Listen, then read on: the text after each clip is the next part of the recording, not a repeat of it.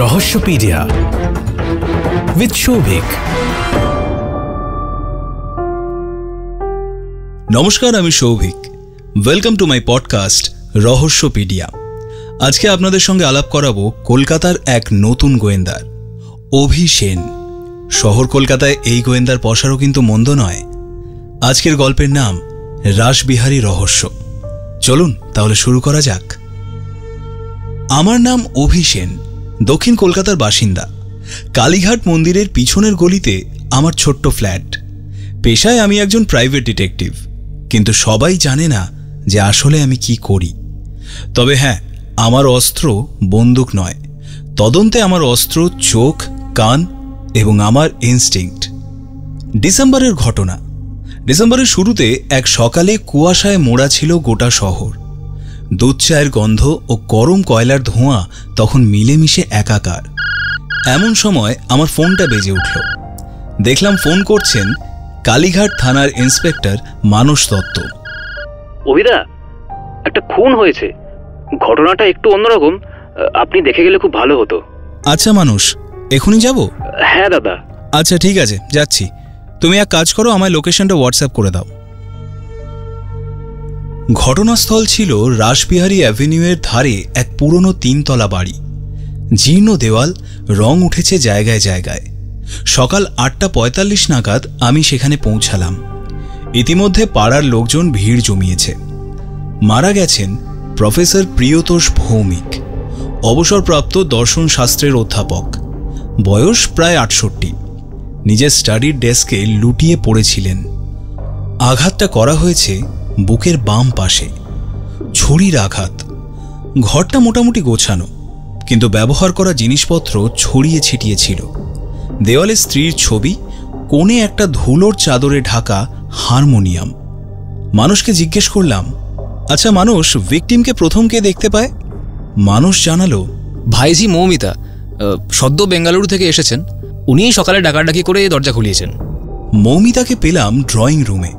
কেঁদে কেঁদে চোখ ফুলিয়ে ফেলেছে, চোখে মুখে ভয় আর বিষাদের ছাপ। ঘটনার বিবরণে মৌমিতা বলল, গতকাল রাতেও সব ঠিকঠাক ছিল।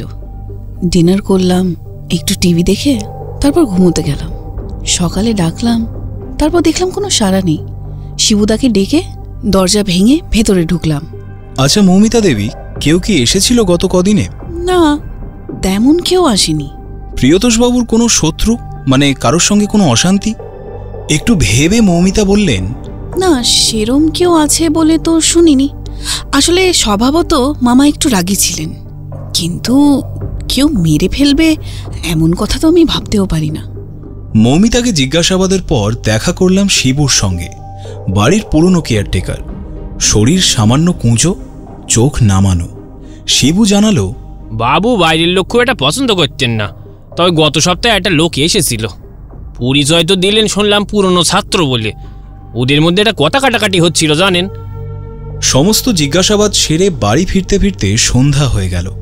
ফ্রেশ হয়ে চা বানিয়ে আমি প্রিয়তোষবাবুর ডায়েরিটা ঘাঁটতে বসলাম। ফেরার সময় ডায়েরিটা প্রিয়তোষবাবুর স্টাডি রুম থেকে নিয়ে এসেছি। দেখলাম বেশিরভাগ এন্ট্রি সাধারণ। শুধু একটি লাইন দেখে আমার খটকা লাগলো। সে লাইনে লেখা, সে ফিরেছে, এত বছর পরও সেই একই গলা, অহংকারে ভরা। ভাবে আমি ভুলে গেছি, কিন্তু কিছু অতীত কখনো ভোলা যায় না। পরদিন সকালে আমি গেলাম প্রেসিডেন্সি কলেজে। জানা গেল 90-এর দশকের এক ছাত্র নাম শুভ রায় প্রফেসরের বিরুদ্ধে প্ল্যাগারিজমের অভিযোগ তোলে। পরে সেই ছাত্র বিদ্বেষে কলেজ ছাড়ে। শুভ রায় এখন বালিগঞ্জে একটা ছোট্ট প্রকাশনার মালিক।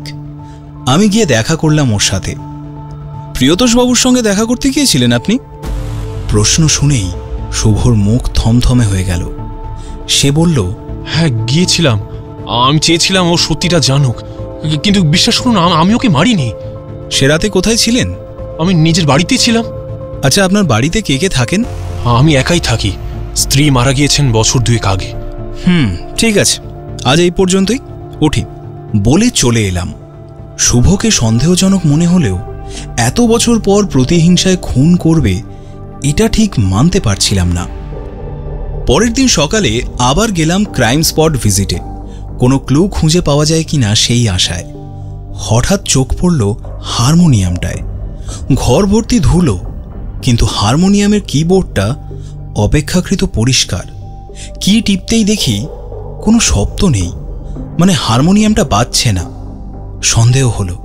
ঢাকনা খুলতেই বেরোলো একটা ছোট্ট মখমলের থলি হারমোনিয়ামের ভিতর থেকে, আর সেই থলের ভেতরে দুটো সোনার মুদ্রা এবং একটা চিঠি। চিঠিটা মৌমিতার উদ্দেশ্যে লেখা। প্রিয় মৌমিতা, যদি এই চিঠি পড়ছ তবে আমি হয়তো আর নেই। এই মুদ্রাগুলো তোমার বাবার একমাত্র চিহ্ন। সে আমার ভাই। আমি তোমাকে নিজের কন্যা করে নিয়েছিলাম সত্য আড়াল করতে। শুভ রায়, তোমার জন্মদাতা পিতা। মাফ করে দিও আমায়। ইতি প্রিয়তোষ। এবার ধীরে ধীরে বিষয়টা আমার কাছে পরিষ্কার হলো। চিঠিটা নিয়ে বাড়ি চলে এলাম। সন্ধ্যায় আমি গেলাম মৌমিতার কাছে। চিঠিটা ওর হাতে দিলাম। ও চুপচাপ চিঠিটা পড়ল, আর পড়তে পড়তে ওর মুখ ফ্যাকাশে হয়ে গেল। আমি জিজ্ঞেস করলাম, মৌমিতা দেবী, আপনি কি জানতেন এই বিষয়টা? ও মাথা নিচু করে বলল, হ্যাঁ, মামা আর শিবুর কথোপকথন আমি শুনে ফেলেছিলাম। আমি জানতে চাইলাম, তারপর রাগও করলাম, কিন্তু বিশ্বাস করুন, খুন আমি করিনি। ঝামেলার পর আমি ঘর ছেড়ে বেরিয়ে গেছিলাম। ঠিক তখনই দরজার কাছে দাঁড়িয়ে থাকা শিবু ফোঁস করে উঠল, ভালোই করেছেন স্যার, আর লুকিয়ে কি হবে, আপনি তো সবটাই জানিয়ে গিয়েছেন। আমি উঠে দাঁড়ালাম। হ্যাঁ, আমি মেরেছি ওরে। কেন মারবো না বলেন দেখি? আমার প্রাপ্য আমি কিছু পেয়েছি? সব তো ওর মেরে দিতে চেয়েছিল। এত বছর ধরে ওর জন্য কাজ করলাম, কিছুই পেলাম না। খুনটা কখন করেছিলে তুমি? রাতের বেলা উনি ঘরের মধ্যে চা খাচ্ছিলেন, আমি চুপি সারে ভেতরে ঢুকলাম। পেছন যেই ফেললেন, তার মধ্যেই আমার কাজ শেষ।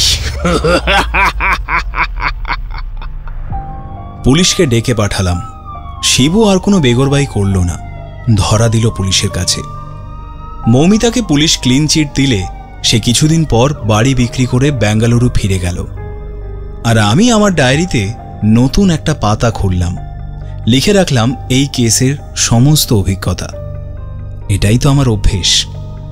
আসলে এই শহর কলকাতা কখনো ঘুমোয় না। তিলোত্তমা জেগে থাকে, সব দেখে, সব মনে রাখে। কুয়াশার আড়ালে সব সত্য লুকিয়ে থাকে। আর আমি থাকি সেই সত্যের আড়ালে, নিঃশব্দে।